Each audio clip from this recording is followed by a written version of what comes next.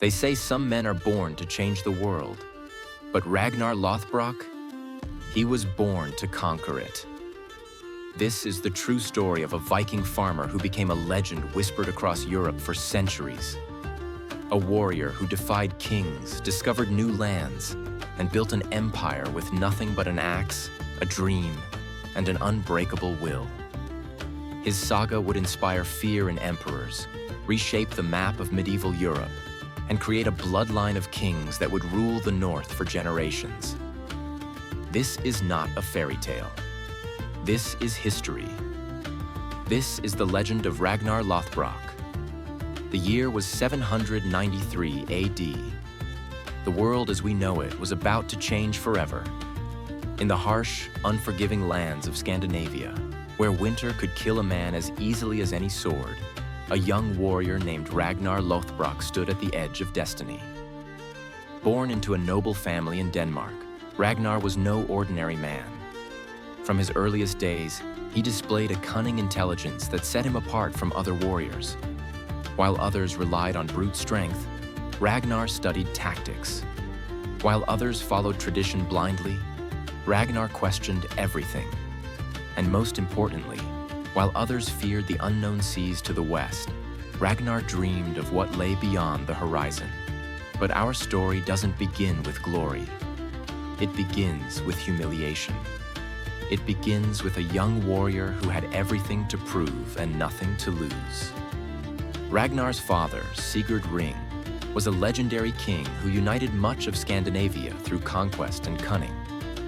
Growing up in such a shadow was not easy.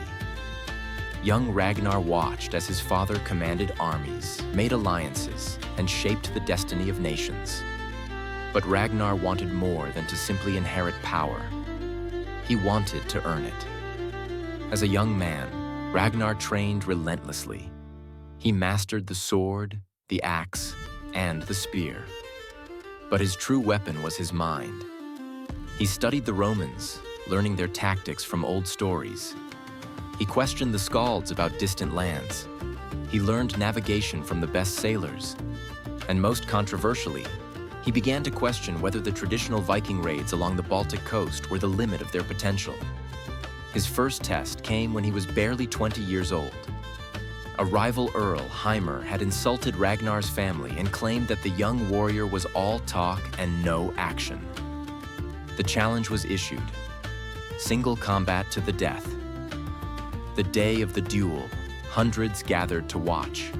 Haraldson was older, more experienced, scarred from countless battles. Ragnar looked like a boy by comparison. But when their weapons clashed, something extraordinary happened. Ragnar didn't fight with rage or fury. He fought with calculation. He studied Heimer's patterns, anticipated his moves, and struck with surgical precision. Within minutes, Heimer lay defeated in the mud, and Ragnar Lothbrok's name was spoken with new respect. But Ragnar wasn't satisfied with respect. He wanted legend. It was during a particularly harsh winter that Ragnar's life changed forever. Supplies were running low. The traditional raids to the east had yielded little. The mood in the hall was dark, and whispers of starvation began to spread. While others complained or prayed to the gods, Ragnar stood alone on a cliff, staring westward at the endless North Sea. For years, he had heard whispers of lands across the Western Ocean. Rich lands. Christian lands with monasteries full of gold and silver, defended by monks who had never held a weapon. But the journey was considered impossible. The open ocean was treacherous, filled with storms that could swallow entire fleets. No one had reliable navigation methods for such distances. It was madness. Ragnar didn't see madness. He saw opportunity. He sought out Floki, a brilliant but eccentric shipbuilder who shared his vision. Together, they worked through the winter, designing a new type of longship. Lighter, faster, with a deeper keel that could handle ocean swells. They incorporated a navigation technique using the sun and stars that Ragnar had learned from old traders. When Ragnar presented his plan to Earl Haraldson, the local chieftain, he was met with mockery and denial. Haraldson, comfortable with traditional raids, refused to support the expedition. He called Ragnar a fool, a dreamer who would lead good men to their deaths. But Ragnar had learned a valuable lesson from his father. Sometimes you don't ask for permission. You simply act and let success be your vindication. In secret, Ragnar began recruiting. He needed warriors who were desperate enough to take the risk, skilled enough to survive, and loyal enough to follow him into the unknown. Men with nothing to lose and everything to gain. He found them among the younger sons, the landless warriors, the ambitious and the desperate. His crew numbered 33 men. His brother Rollo, a giant of a man with unmatched strength, agreed to join. Floki would navigate, and Ragnar would lead. They set sail on a spring morning, slipping away before Earl Haraldson could stop them. As Denmark disappeared behind them and nothing but endless ocean stretched ahead, many of the crew wondered if they would ever see home again. The journey was hell. Storms battered their ship for days. Men prayed to Thor, to Odin, to any god who would listen. Water and food supplies dwindled. Some men whispered of turning back, but Ragnar stood at the prow, unwavering, his eyes fixed westward. On the 8th day, when hope was nearly lost, a crewman spotted birds. Where there are birds, there is land. By evening, the coast of Northumbria appeared through the mist like a vision from the gods themselves. They had done the impossible. They had crossed the North Sea. But Ragnar hadn't come all this way just to turn around. He had come for glory, for wealth, and to prove that his vision was right. He led his men to a monastery at Lindisfarne, a holy site where monks kept treasures and illuminated manuscripts. The raid was swift and brutal. The monks, who had never faced Viking warriors, were helpless. Within hours, Ragnar's men had loaded their ship with gold, silver, jewels, and sacred artifacts worth more than most of them would see in a lifetime. But Ragnar took something else that day. He took a captive, a monk who could speak multiple languages. This monk would teach Ragnar about Christian lands, their weaknesses, their wealth, and their politics. Knowledge, Ragnar understood, was as valuable as gold.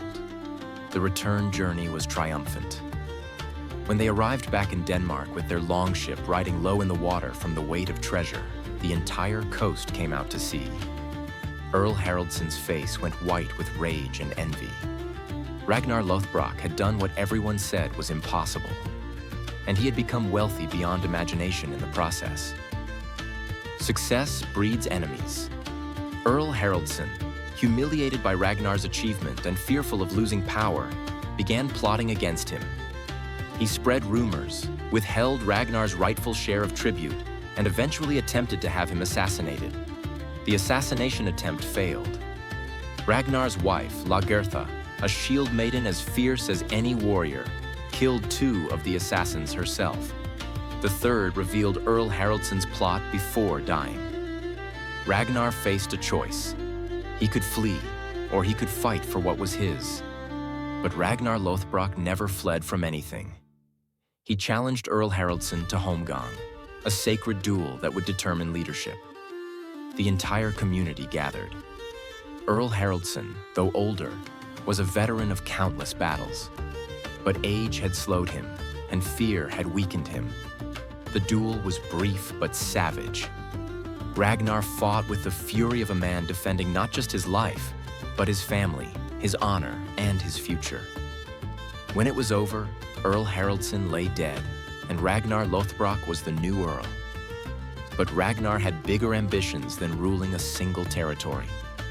He had seen what lay beyond the seas. He understood that the Viking Age was just beginning, and he intended to lead it. Over the next years, Ragnar organized larger and larger expeditions.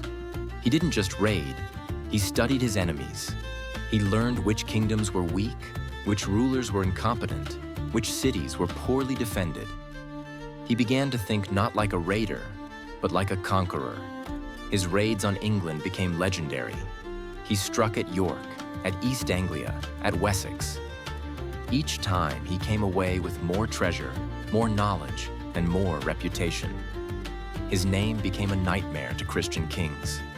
Parents would tell their children, "Behave, or Ragnar Lothbrok will come for you." But Ragnar's greatest ambitions still lay ahead. He set his sights on the greatest prize in all of Europe, Paris. The year was 845 AD. Paris, the jewel of the Frankish Empire, sat confidently behind its walls, protected by the River Seine and the power of Emperor Charles the Bald. No foreign army had successfully taken Paris in living memory. Ragnar Lothbrok sailed up the Seine with a fleet of 120 ships carrying over 5,000 warriors. It was the largest Viking force ever assembled. The Franks, caught off guard, scrambled to defend their capital. But Ragnar didn't simply attack the walls. He studied them. He observed the defenders' routines. He sent scouts to find weaknesses. And then he did something that shocked everyone. He waited. The Franks expected the barbarians to throw themselves at the walls in a mindless rage. Instead, Ragnar set up camp and began a siege. He cut off supply lines.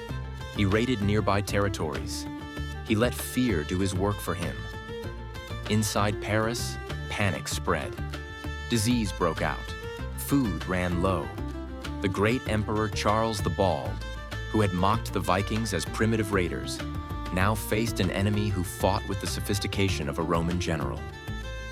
After months of siege, Charles made an offer: 7,000 pounds of silver if Ragnar would leave Paris unharmed.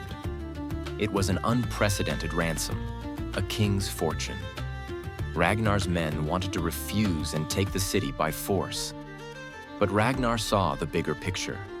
He took the silver, but more importantly, he showed all of Europe that Vikings could not just raid, but could force entire empires to negotiate. He had turned Viking warfare from opportunistic raiding into strategic conquest. The silver from Paris made Ragnar one of the wealthiest men in Scandinavia. But wealth alone never satisfied him. He had proven he could conquer. Now he wanted to build. Ragnar returned to Scandinavia not just as an earl, but as a legend. His exploits had made him the most famous Viking alive. Young warriors flocked to join his crew. Earls and kings sought his alliance. Even his enemies respected his cunning. He married again, this time to Aslak, a woman who claimed descent from the hero Sigurd in the Valkyrie Ridley. Together they had 4 sons: Ivar, Bjorn, Avitser, and Sigurd. Each would become legendary in their own right, but that is a story for another time. Ragnar began to consolidate power. He forged alliances through marriage and intimidation. He established trade routes that brought wealth flowing into Scandinavia. He promoted shipbuilding, improved farming techniques, and encouraged exploration. But he also made enemies. Other kings and earls saw him as a threat to the old order, particularly King Ella of Northumbria, who had suffered greatly from Ragnar's raids, plotting revenge. Ragnar knew his time as a warrior was coming to an end. He was no longer young. The scars of countless battles had taken their toll. But he had one final voyage in him, one last chance